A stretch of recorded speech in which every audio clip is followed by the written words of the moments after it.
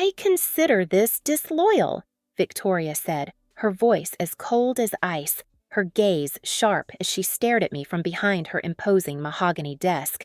After everything Harbor Point Communications had done for me, I couldn't believe this was happening. I sat across from her, clutching my purse tightly, trying to still the trembling in my hands. The shock of being summoned to her office at 9 a.m. on a Tuesday had started to wear off, replaced by a sinking feeling in my stomach as I realized what was going on. Victoria, No, she cut me off, her perfectly manicured nail tapping on a printed email in front of her. Don't bother denying it. I have confirmation you interviewed with North Bay Solutions last Thursday. You took a half day for a dental appointment, I believe? My name is Addison Walker. I'm 31 years old, and I've dedicated 6 years of my life to Harbor Point Communications here in Spokane, Washington. In those 6 years, I tripled my client portfolio, brought in millions of dollars in revenue, and earned the respect of every major account on our roster. But none of that seemed to matter now.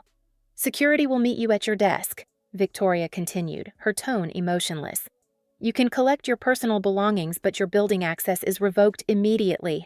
She slid my company ID across the desk. I've already disabled your email access. The sense of injustice burned in my chest. 3 years. 3 consecutive years I'd walked into this same office with carefully prepared presentations showing my achievements, market rate salary comparisons, and requests for a well-deserved raise. 3 years of hearing the same tough budget excuses while Victoria announced record profits at quarterly meetings. I took a deep breath and stood up, straightening my blazer. I understand. Victoria almost looked disappointed by my calm response, perhaps expecting tears or pleading. Instead, I extended my hand across the desk.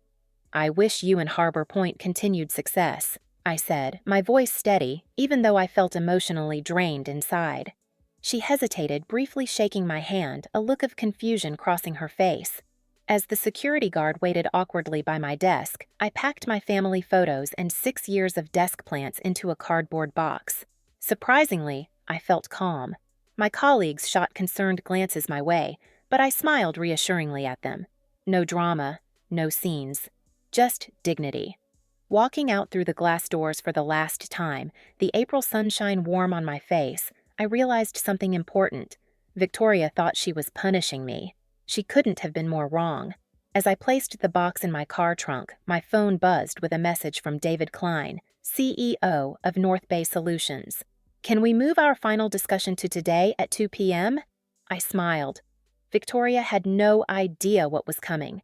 It's funny how 6 years of your life can fit into a single cardboard box. As I drove home from Harbor Point, the box secure in my trunk, I reflected on everything that had led to this moment. I had joined the company fresh out of graduate school, eager and determined. Despite my marketing degree from Washington State University, I had started in an entry-level position, running coffee errands and organizing meeting notes. But I worked tirelessly, staying late, volunteering for the difficult projects nobody wanted, and building relationships with clients others had dismissed as too demanding. Within 2 years, I was handling our mid-tier accounts. By year 4, I had been entrusted with North Bay Solutions, our largest client, which accounted for nearly 30% of Harbor Point's annual revenue. David Klein, North Bay's CEO, specifically requested me as their account manager after I stepped in during a crisis when their previous representative had dropped the ball. "You're the only one who seems to understand what we need before we even ask," he'd told me. From then on, the relationship between our companies flourished, with North Bay extending their contract and doubling their marketing budget with us. Victoria had been pleased then. "This is the kind of initiative we value," she'd said, though that value never translated to my compensation. My first request for a raise came after that success, armed with performance metrics and revenue numbers that spoke for themselves. "It's just not in the budget this year," Victoria explained with a rehearsed look of regret. "But your contribution is noted." I accepted it then. The economy had been uncertain and I was still building my portfolio. But the following year, after bringing in 3 new major clients and receiving an industry award for a campaign I'd designed, the same answer came. "Next year will be better," she promised. "We just need to tighten our belts a little longer." Meanwhile, Victoria drove to work in a new luxury SUV, and the company leased an additional floor in our building for expansion. Still, I remained loyal, believing that dedication would eventually be rewarded. The third denial came 6 months ago, right after I successfully negotiated a 40% increase in North Bay's annual contract value. "Your performance is exceptional," Victoria had said, "but we're investing in infrastructure this year. Perhaps we can revisit this in the summer." Something in me had finally broken. That night, I updated my resume for the first time in 6 years, not out of anger or revenge, but out of self-respect. I was worth more than constant promises and perpetual denial. I just never expected Victoria to discover my job search before I was ready to give my notice. At home, I set the cardboard box on my kitchen counter and stared at it, the reality of what had just happened finally sinking in. I wasn't just between meetings or taking a day off. I was unemployed.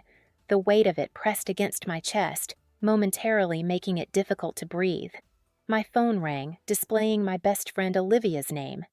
"I just heard," she said when I answered. "Thomas texted me. Are you okay?" Thomas was Harbor Point's IT specialist and Olivia's boyfriend. News traveled fast. "Processing," I replied honestly, sinking onto a kitchen stool. "It happened so quickly." "It's completely unfair," Olivia said, her voice rising with indignation. "Everyone knows you're the only reason North Bay has stayed with Harbor Point this long. Victoria's just intimidated because you're better at the job than she ever was." There was some truth to that. Victoria had been the company's star account executive before moving into management. Many of us suspected she missed the recognition and client relationships, often inserting herself unnecessarily into my meetings with North Bay. "The worst part is how she did it," I said, feeling a flash of anger. Like I'd committed some kind of corporate treason by looking for opportunities after being denied advancement for 3 years straight. "It's her loss," Olivia replied firmly. "And honestly, Addison, maybe it's for the best. You've been undervalued there for years." She was right, of course. I'd stayed at Harbor Point out of loyalty to my clients and colleagues, not because it was the best choice for my career. But being fired like this, escorted out by security as if I were a criminal, stung deeply. My phone beeped with an incoming call. David Klein. "Olivia, I need to take this. It's North Bay." "Go. Take it. Call me after," she said before hanging up. I took a deep breath and answered. "Addison, I just heard what happened at Harbor Point," David said, skipping pleasantries. "Are you available to come in today?" "I'd like to accelerate our conversation." My heart raced. "Yes, I can be there at 2 p.m., as you suggested." "Excellent. And Addison, don't worry about what happened this morning. Sometimes these things have a way of working out for the best." After hanging up, I stared at my reflection in the kitchen window. The woman looking back at me wasn't defeated. She was being set free. I showered and changed into my best suit, the one I reserved for pitching new clients. As I applied my makeup, a strange calm settled over me. Victoria thought she had punished me by firing me so abruptly, but perhaps she had done me a favor. That morning had been humiliating, but it had also been clarifying. I had given Harbor Point my loyalty, creativity, and countless unpaid overtime hours. In return, I had been undervalued and discarded. Whatever happened next, I knew one thing for certain. I would never again give my best to people who couldn't see my worth. It was time to step into my power.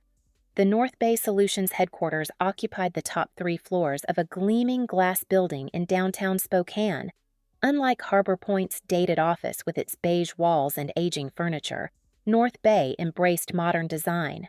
Open spaces, collaborative pods, and walls of windows showcasing mountain views.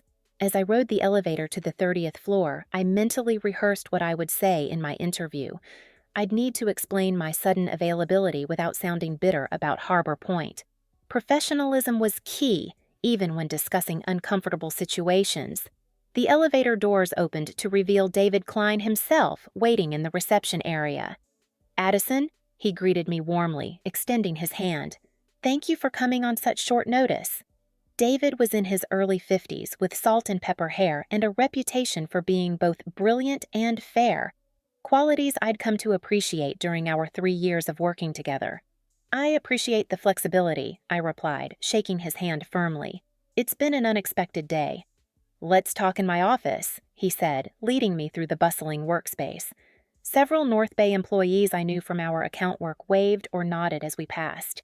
David's corner office was modest compared to Victoria's showpiece, but infinitely more welcoming, with comfortable seating arranged for conversation rather than intimidation. Coffee? He offered. Please.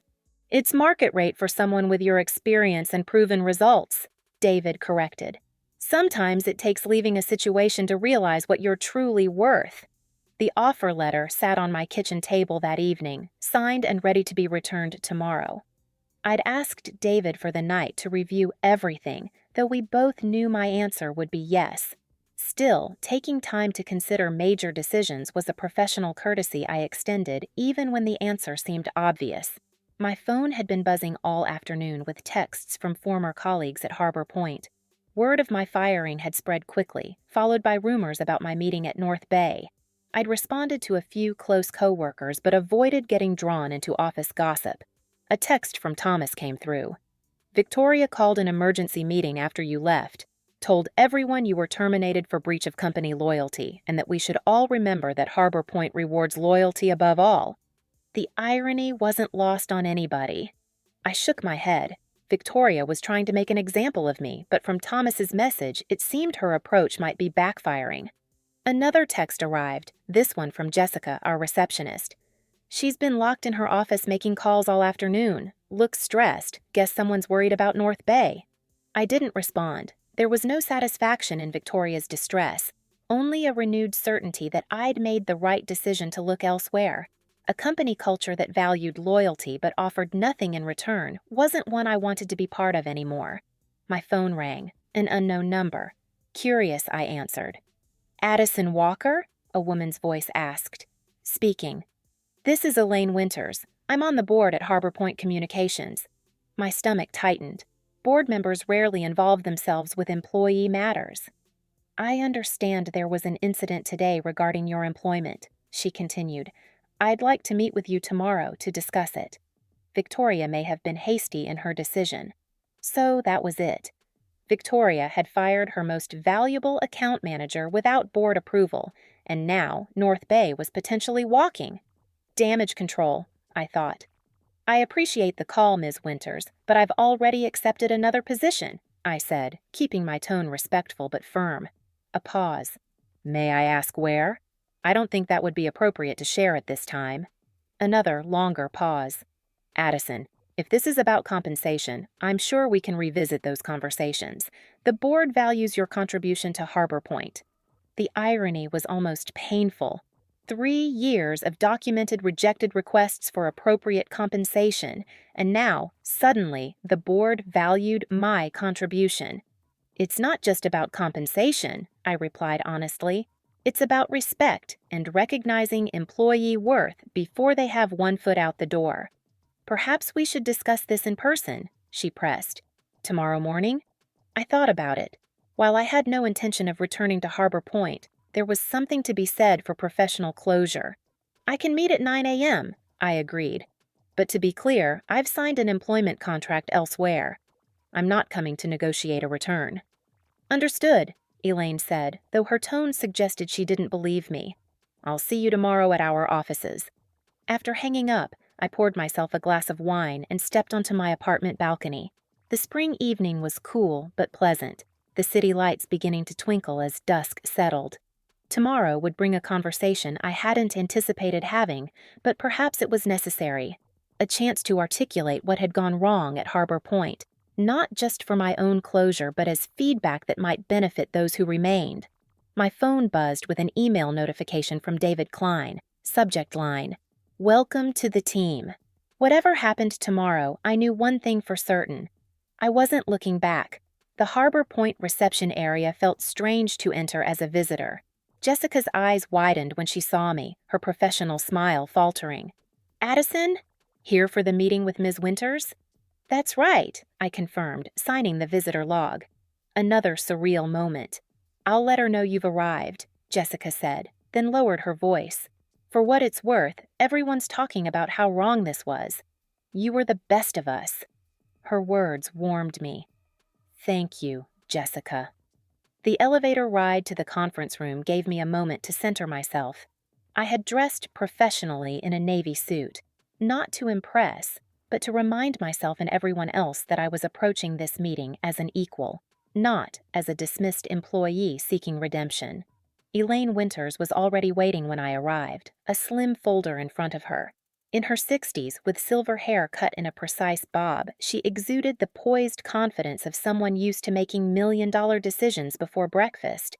"Ms. Walker, thank you for coming," she said, standing to shake my hand. "Please have a seat." I expected Victoria to join us, but as Elaine closed the door, it became clear this would be a private conversation. "I've reviewed your personnel file," Elaine began, opening the folder. 6 years of excellent performance reviews, consistent growth in your account portfolio, and 3 formal requests for salary adjustments, all denied. She looked up at me. I was not aware of this pattern. This surprised me. I assumed compensation decisions were reviewed at the board level. "Major compensation changes, yes," Elaine clarified, "but management has discretion within certain parameters." Elaine's expression remained neutral, but her tone suggested disapproval. "Victoria has been operating with significant autonomy." "I see." "What I don't see," she continued, "is documentation justifying your termination yesterday. There's no company policy prohibiting interviews with other organizations." I kept my response measured. The word used was disloyal. Elaine's eyebrow arched slightly. "An interesting choice, given the circumstances." She closed the folder. "Ms. Walker, I'll be direct.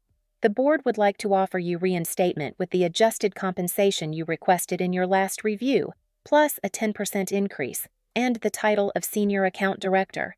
The offer was better than anything Victoria had been willing to consider, but it came 3 years and 1 humiliating dismissal too late."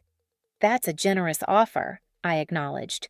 "But as I mentioned on the phone, I've already accepted a position elsewhere." "At North Bay Solutions?" Elaine stated, not asking. I didn't confirm or deny, maintaining professional boundaries.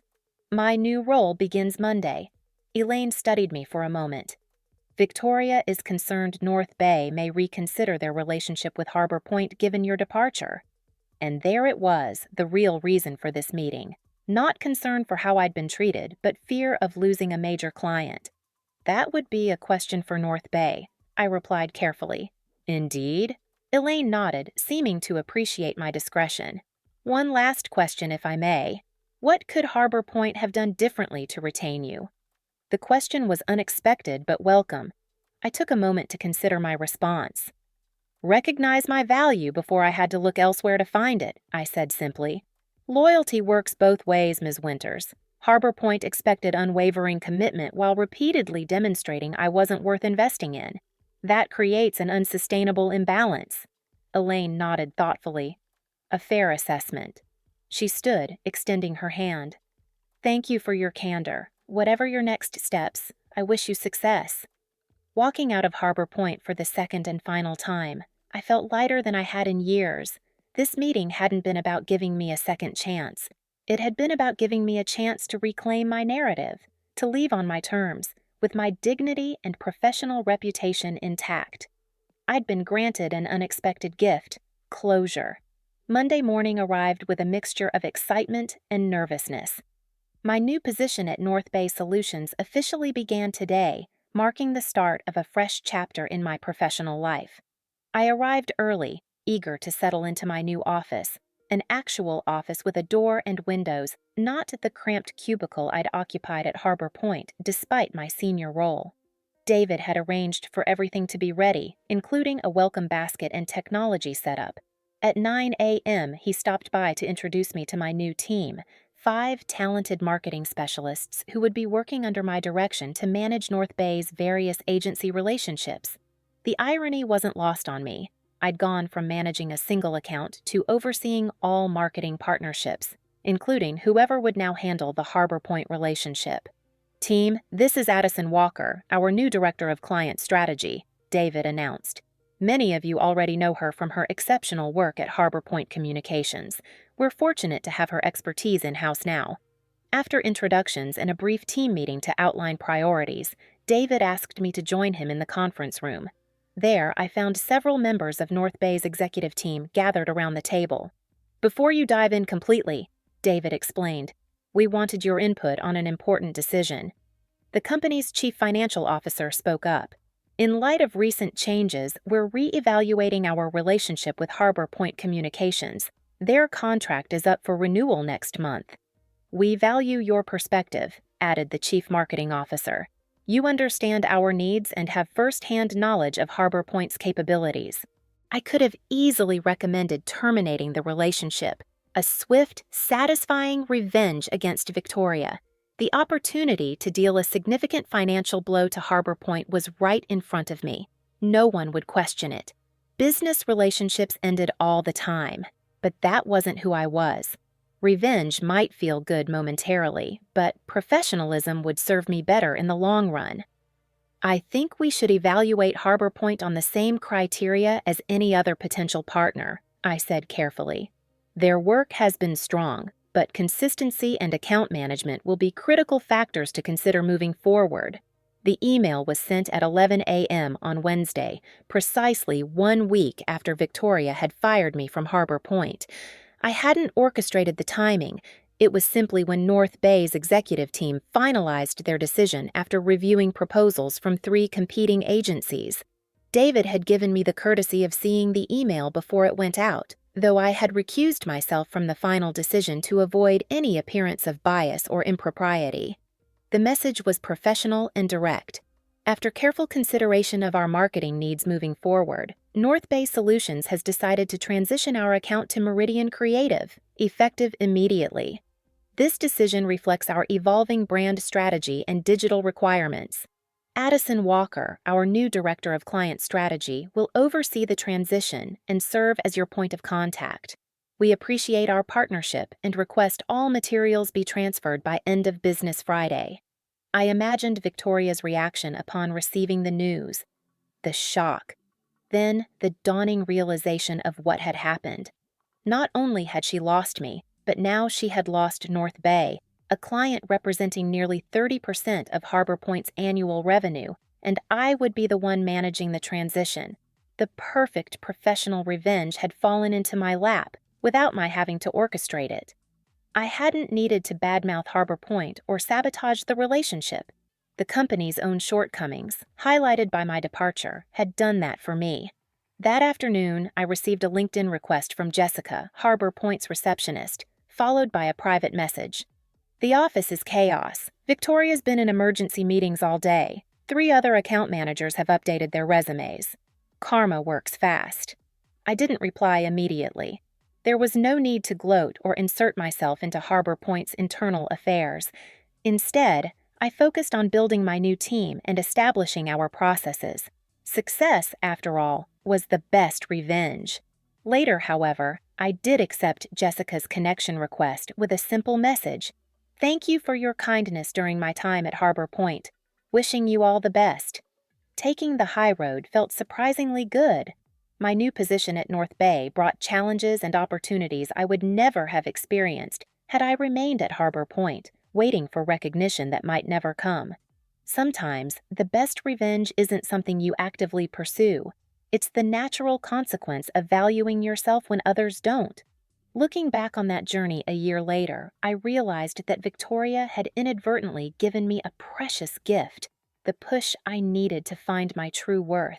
In seeking revenge, I found something far more valuable: self-respect and the courage to claim the success I deserved.